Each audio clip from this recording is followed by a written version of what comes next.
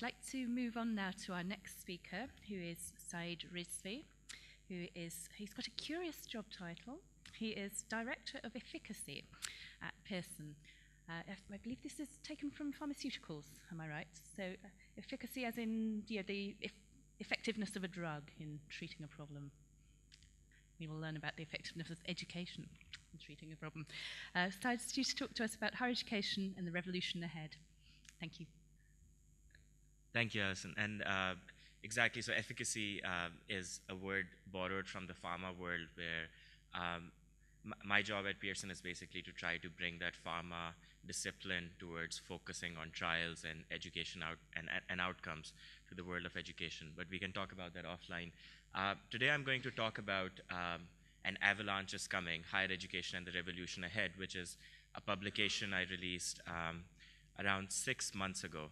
And you can download the whole thing at avalancheiscoming.com, but I want to use this time to summarize some of the key findings and the implications for universities around the world. So let's start with the title. Why do we use the avalanche as a metaphor for the world of higher education? The reason is, when you think of an avalanche, it's a phenomena where from the surface a mountain looks perfect, serene, immovable. But under the surface, there's little changes happening. There's some ice shifting, there's some snow melting. And a lot of big historical changes are similar to that, where everything looks perfect and serene on the surface, but there's a lot of changes happening underneath that are boiling up, that are showing that something big will happen. And if I look at the world of higher education, it reminds me of an avalanche. There's a lot of fundamental changes happening in the industry that might change how we look at higher education. And I'm going to talk through what those major changes are. So first of all, the global economy is changing fundamentally, and it's changing rapidly and faster than it has happened before. There's new technologies invented every day that are changing how entire industries work. This is a picture of a driverless car as an example. It's already legal to have these driverless cars in many states in the US. You can imagine the implications of that to industries around the world once they become more common. Maybe they won't work in Ho Chi Minh City, given my limited experience of the traffic here, but you can imagine how it will change industries. Similarly, there's other technologies like 3D printing that are creating new industries that weren't there before. You can imagine once 3D printing becomes more mainstream, what impact it will have on the manufacturing industries. The point is, the economy is changing at a rate so fast that just preparing students for specific skills to join the workforce won't be relevant anymore. There was a survey done in the UK last year which asked students what were the top jobs that they aspired to get. And what's ironic is most of those jobs weren't even invented in 2004. So most of the jobs that students want today weren't even invented in 2004, and that's something that will happen more and more. The second thing that's happening around the world is that the cost of higher education is increasing at a phenomenal pace. This graph shows the rise of the cost of higher education in the US specifically, which increased by 440% in the last 25 years. That's 4 times the rate of inflation. That's much faster than healthcare or any other sources of public service. And the reason for that is a lot of higher education is being driven by inputs as opposed to outputs. The quality of education that people get, or the outputs that students get, has improved, but not improved 440%. What has happened is a lot of the inputs, such as research funding, such as the strive to rise up in university rankings, which once again is driven by inputs, has caused this tremendous rise in the cost of higher education, and we're seeing this around the world. So even though the cost is going up, the relative value of a degree has been falling. Don't get me wrong, it's still much more valuable to have a degree compared to not having one. But the sheer number of graduates that are being produced by universities, similar to how some of my fellow presenters mentioned earlier today, is reducing the relative value of a degree versus not having a degree. Previously, if you had a higher education degree, it guaranteed you employment for the rest of your life. In today's world, it just gets your resume into the pile of a job application. It doesn't guarantee employment. In the US alone, there's 200,000 people with master's degrees who are dependent on welfare or food stamps or social needs. They're unemployed. And so the relative value of a degree has been declining. The other thing that's happening is content is becoming ubiquitous. In the past, you could only get access to knowledge or certain content in a particular institution, whether it was a school or a higher education institution. Now you can Google anything you want. Same thing is happening with research. In 1726, there were only 350 journal-published research articles. In 2009, that number was 1.5 million. So content is becoming so readily available that it's a challenge for higher education institutions to go beyond that. And then specifically for this region, there's another global shift happening which we are well aware of, which is the center of the global economy has been shifting for the last 50 to 60 years. If you go back to 2,000 years ago, this region was the center of the global economy. The last 1,000 years or so, it's been shifting westwards. In 1950, the center of the global economy was squarely between the UK and the US. But in the last 60 years, this trend has been reversing. We know Vietnam's economy has been growing. It's going to be one of the most active drivers of global growth. But increasingly, the global economy has been shifting more towards the Pacific. And this means universities will have to prepare the students of this region to take up more active leadership positions in the global economy. So that's another change. So those were the trends that were happening outside the world of universities. But there's something else that's fundamentally contributing to the avalanche. And that's the challenges that universities are facing for each individual element of service that they provide. Many industries are disrupted not by players within the industry, but from people who come from outside. So as an example, if you look at the 17th century, canals were a major mode of transportation in the UK. And they faced competition from other canals. But the real disruption happened when the railway was invented, and that provided real competition. And the same thing is happening to universities now, and I'll explain briefly how that's happening. So if you think of a typical university, you think of this image: a beautiful building, immovable, perfect, has been there for hundreds of years. And what makes the elements of a university? Firstly, there's the students. These are typically the 18 to 22-year-olds who are there for a 3 to 4 year degree program. There's the faculty and governance that are responsible for the teaching, for running the engine of the university. And then the elements of a university can be divided into these 4 pillars. There's the curriculum, which is what you learn. It's the syllabus, the books, the content of lectures. There's the teaching and learning, which is how you learn. It's effectively the lectures that professors give, the discussion sessions with the help of teaching assistants. There's the assessment, which is how do you prove what you've learned, traditionally the examinations, the papers. There's the experience, which is everything you learn outside the classroom. That's the student clubs, the debate clubs, the drama, the sports clubs, increasingly very important for universities. There's the research, which once again has been increasingly a focus for many universities, some of it driven by university rankings, some of it fundamentally important to the value of a university. And then at the end of it, you get a degree, which is what many students value the most out of a university experience. They go to university to get the overall experience, but they want that degree that will help them get the job that they want. So now let's see what's happening to each of these elements from different players. So the curriculum, previously, the curriculum, you could only get access to that content within the 4 walls of a university. Now increasingly, that curriculum is available for free through MOOCs and other providers. I've put up 3 examples: FutureLearn, the British MOOC, Coursera, and edX, which come from America, that are now taking some of the best content from universities around the world and making it available for free for anyone to use. I agree that MOOCs are overhyped, but they do provide some of the content that was previously developed at hundreds of different universities available for free. So it's a challenge to universities, which is why should every university develop an economics 101 course from scratch when there's many different versions available online? Let's talk about the experience. Previously, you could only get the university experience within the 4 walls of a university. now increasingly there's different forums for students to get access to those experiences as well. I use the example here of Y Combinator, which is a forum for people who want to start a company to go and get specifically educated in the art of starting a company.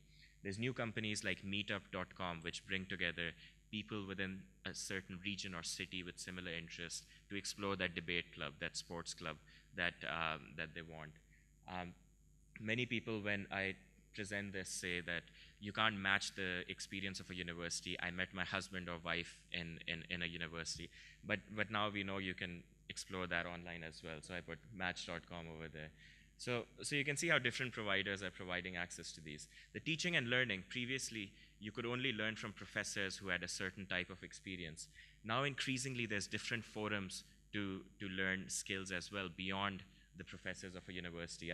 I'll use Skillshare as an example, where anyone can go and teach a skill that they have online, whether it's cooking, whether it's bird watching, or whether it's traditional academic skills. The assessment, once again, previously a GPA or whether you got a first or second was essential in helping you differentiate in the job market. Now increasingly that's changing as well. I use the example of Tata here, which is a big employer based out of India, and they, before they give anyone a job interview, they make them go through a test beyond beyond the university assessment. So many employers are now not just taking the GPA at face value, they're building their own tests as well. Then there's the research, which, as we all know, is a big part of university rankings. Major university rankings put 60%, up to 60% of emphasis on research. But increasingly you're getting research from different elements of the workplace as well. There's Brookings, EIU, IPPR, which are some examples of think tanks that are producing really high quality research and are challenging the notion that all universities need to do a lot of research or invest a lot in research.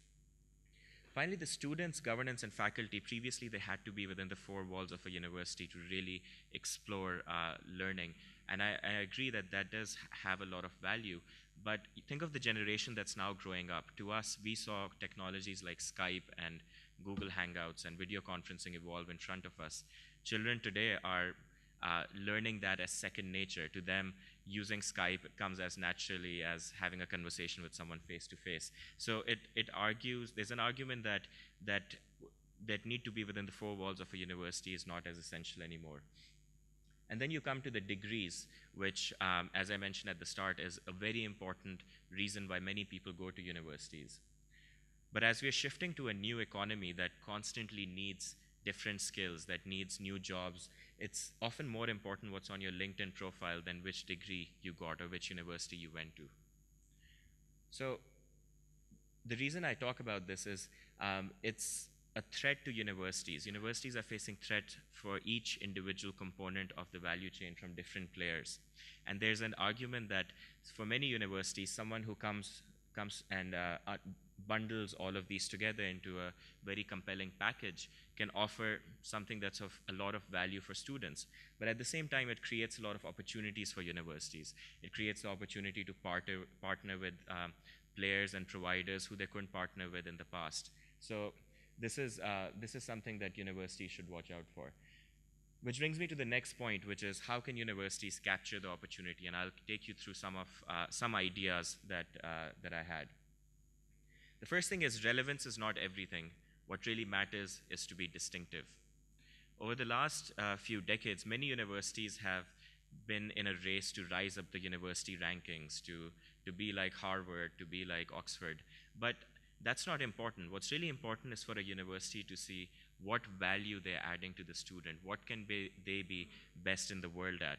An example I like to use here is the IIT, or the Indian Institute of Technologies in India, that have taken an active stance to say, we don't really care about the university rankings, we just care about producing world-class engineers, and they have become the best in the world in that.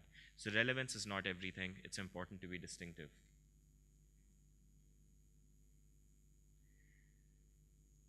The next step is it's different for universities to understand how to prepare their students for the next generation. I'll echo some things that Bill said, which is Um, just knowledge is not enough to prepare our students for the future. What's important is to go beyond that, is to prepare them for jobs that haven't even been invented yet. And one way of thinking about it is this equation, which has K for knowledge, which we all know is really important. But what's also important is T, which is thinking. We need to prepare students to be able to think in different ways, to think on their feet, to think upon reflection. The L is for leadership. We need to teach people to be leaders in their workplace, in the real world. And leadership just doesn't mean leading a large organization. It also means being able to influence those around you. And all of that has to have an ethical underpinning of the challenges in the global economy and the role that students have to play. So our universities have to go beyond beyond disseminating knowledge into all of these other factors as well. Partnerships are becoming increasingly important. We just heard about the importance of a university to contribute to the regional economy, but increasingly partnering with other universities is really important. There's this recent piece of research that showed that if you partner with a university outside your country and joint publish research, it has a 140% higher chance of being cited. So universities have the need to not just partner with other universities, partner with industry, partner with other providers. A good example of this is the MIT Media Lab, which I work with a lot.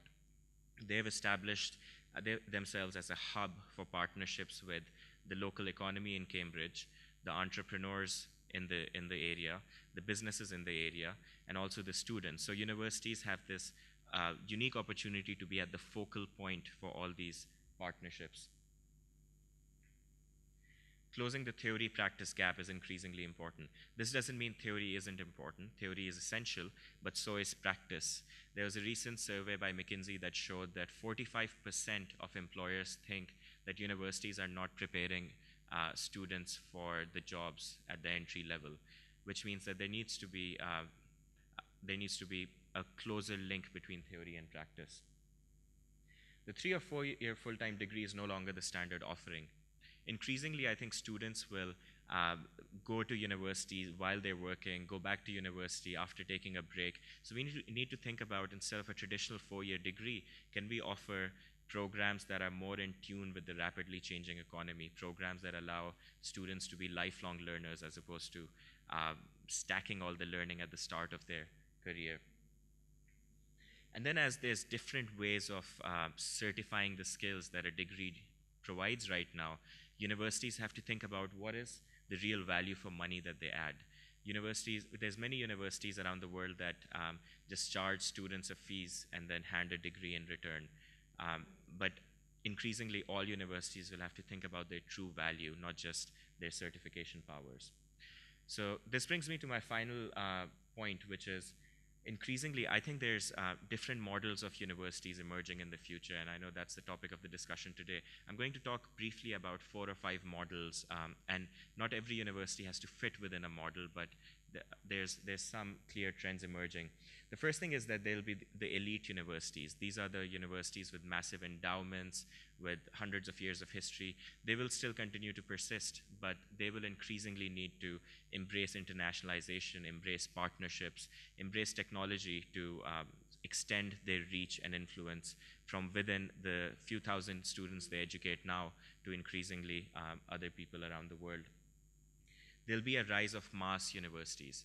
We've talked about MOOCs. I agree that they're a bit overhyped, but increasingly technology is allowing some of the world's best practitioners to reach thousands or hundreds of thousands of students at the same time. And I think there'll be a rise of these mass universities through a mixture of online and offline elements. MOOCs are one way of doing it. Other examples that I've seen is in Brazil, there's this university called Anhanguera that has a single professor sitting in Rio de Janeiro, while there's hundreds of students in different cities who he's live broadcasting to and teaching at the same time. And that's another model of a mass university that I think will increasingly provide good value for money to students. There'll be niche universities. These are universities that will pick what they're distinctive at and do really well at that. I use IIT as an example. Another example is the liberal arts college in the US that say, we don't want to do research, we just want to create a great 4-year program for students, and they do that really well. So these universities will continue to persist. There'll be local universities that are essential for providing skills that are needed in the local marketplace and for the regeneration of the local economy. These will increasingly partner, I think, with the mass universities and elite universities to use their content, to use their expertise, and customize it according to the local needs. And then I think the biggest trend that we'll see, just echoing what some of my fellow speakers have seen, will be these lifelong learning mechanisms. These are mechanisms that will allow students to work while studying or to upskill themselves on an ongoing basis. MOOCs are one example of that, but not the only example. In many other industries, such as in the finance industry, there's these shorter courses that students can take to upskill themselves on an ongoing basis. And I think in the future, instead of students taking that 4-year program and then entering the workplace, they will more and more rely on these lifelong learning mechanisms. So the implications for this are for universities, but for also industry, for governments to enable the avalanche to come and to prepare universities for the avalanche. But I do think it's a phenomenal opportunities, and the next 2 decades could be a real golden age of higher education, fueled by all of these changes that I've just mentioned.